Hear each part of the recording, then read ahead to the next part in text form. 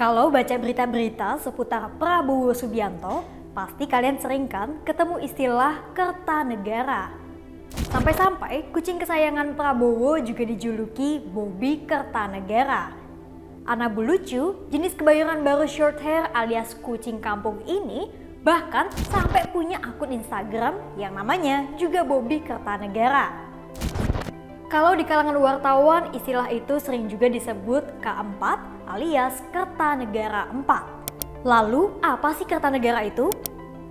Jadi, sebenarnya Kertanegara 4 itu adalah nama jalan kediaman Prabowo yang terletak di Kebayoran Baru, Jakarta Selatan. Kertanegara kerap masuk pemberitaan karena banyaknya kejadian menarik sepanjang proses pemilu di sana. Nah, tapi terlepas dari seluruh hingar-bingar pemilu 2024 dan segala manuver politik, menarik juga ya kita bahas sebetulnya apa sih Kertanegara itu? Lalu kenapa ya nama ini seolah lekat sekali dengan Prabowo?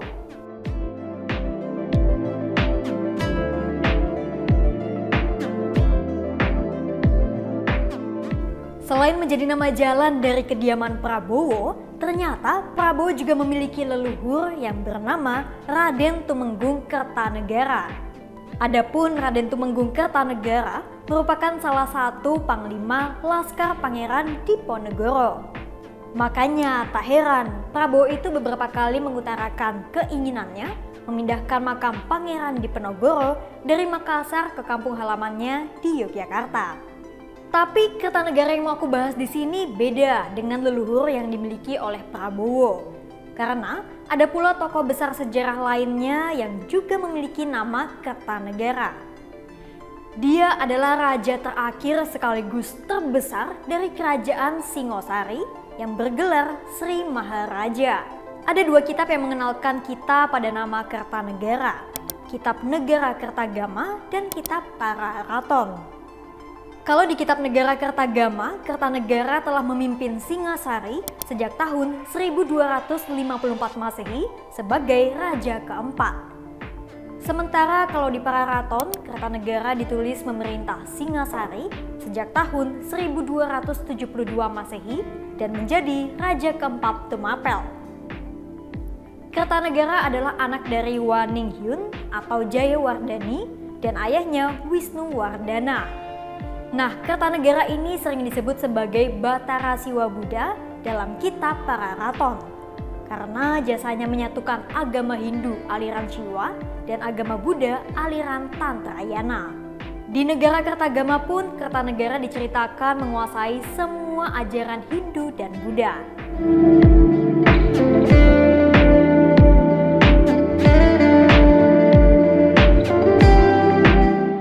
Nah, Kertanegara ini terkenal dengan ambisinya untuk memperluas wilayah kekuasaannya sampai keluar Pulau Jawa.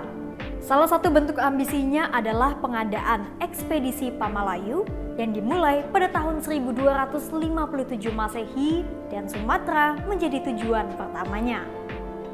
Berkat ekspedisi Pamalayu, Singasari bisa menyebarkan pengaruhnya ke Pahang yang sekarang jadi wilayah Malaysia, Tumasik yang kini Singapura, kemudian Sumatera, Bali, Bakulapura atau Kalimantan Barat, Gurun atau Maluku, dan sebagian Pulau Seram.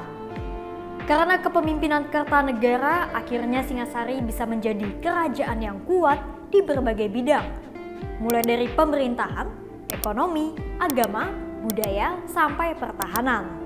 Bahkan saking kuatnya Singasari, Kertanegara tercatat pernah mengusir pasukan Kekaisaran Mongol utusan Kubilai Khan pada tahun 1284 Masehi.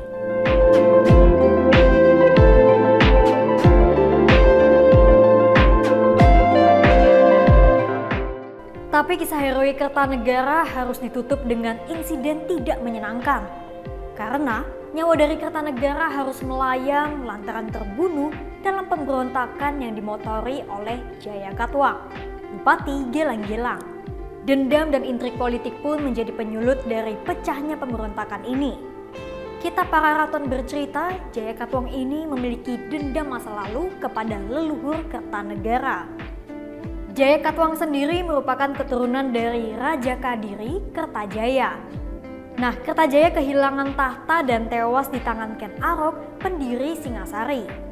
Oleh meninggalnya Kertajaya, kerajaan Kadiri pun jatuh ke tangan Ken Arok dan menjadi bagian dari kerajaan Singasari. Sebetulnya selain faktor dendam, ada pula hal lain yang mendorong runtuhnya Singasari, yaitu kekosongan dalam pertahanan dan keamanan Singasari. Pasalnya, kekuatan militer Singasari ketika menghadapi pemberontakan tidak sepenuhnya siap, karena sebagian besar pasukan Singasari masih dalam perjalanan pulang dari ekspedisi Pamalayu. Kertanegara yang tahu soal rencana pemberontakan langsung mengirim menantunya, yaitu Raden Wijaya, ke wilayah yang disebut akan diserbu pasukan Jayakatwang. Memang sih, Raden Wijaya sukses mengalahkan pasukan Jayakatwang di wilayah itu. Namun, rupa-rupanya serbuan itu hanya sebagian kecil dari pasukan Jayakatwang yang digunakan sebagai pengalihan. Karena pasukan Singasari berperang bersama Raden Wijaya melawan pasukan pengalih milik Jayakatwang, kosonglah pertahanan di ibu kota Singasari. Akhirnya, kediaman Kertanegara yang mengalami kekosongan pertahanan segera diserbu dan diduduki oleh pasukan Jayakatwang yang lebih besar. Hingga akhirnya Kertanagara terbunuh dalam insiden itu.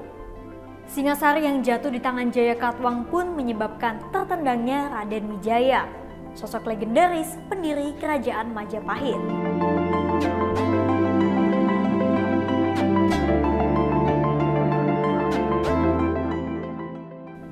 Selain Pararaton dan negara Kertagama, di mana ya kita bisa melihat bukti eksistensi Kertanegara lainnya? Pertama, kita bisa menemukan Arca Aksobia yang berada di Surabaya. Arca ini menjadi simbol perpaduan Hindu Siwa dan Buddha. Diyakini Arca Aksobia merupakan simbol Maharaja Kertanegara yang sebelumnya ditempatkan di Candi Jawi. Kemudian di Kediri ditemukan prasasti Mula Malurung yang berangka tahun 1255 Masehi. Adapun Kertanegara diangkat sebagai Raja Muda oleh sang ayah pada tahun 1254 Masehi. Pengangkatan ini seolah menjadi penanda bahwa Kertanegara telah didapuk untuk menjadi calon penguasa Singasari ke depannya. Ketiga, ada prasasti Padang Roco yang berangka 1268 Masehi yang ditemukan di Sungai Batanghari, Sumatera Barat. Di prasasti ini, Kertanegara ditulis menyandang gelar ini. Prasasti inilah yang juga menguak soal ekspedisi Pamalayu oleh kerajaan Singasari ke Sumatera pada abad ke-13. Jadi raja terkuat tapi juga jadi pemimpin terakhir dari kerajaan Singasari. Bangun dan runtuhnya kerajaan di masa lampau menjadi hal lumrah yang turut mewarnai sejarah Indonesia. Terlepas dari intrik yang kerap mewarnai kisah sejarah Nusantara, ada tauladan-tauladan yang bisa dipetik dan tak lekang waktu.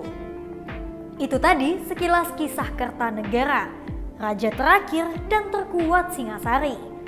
Terima kasih dan sampai jumpa di episode Praita Lakon berikutnya.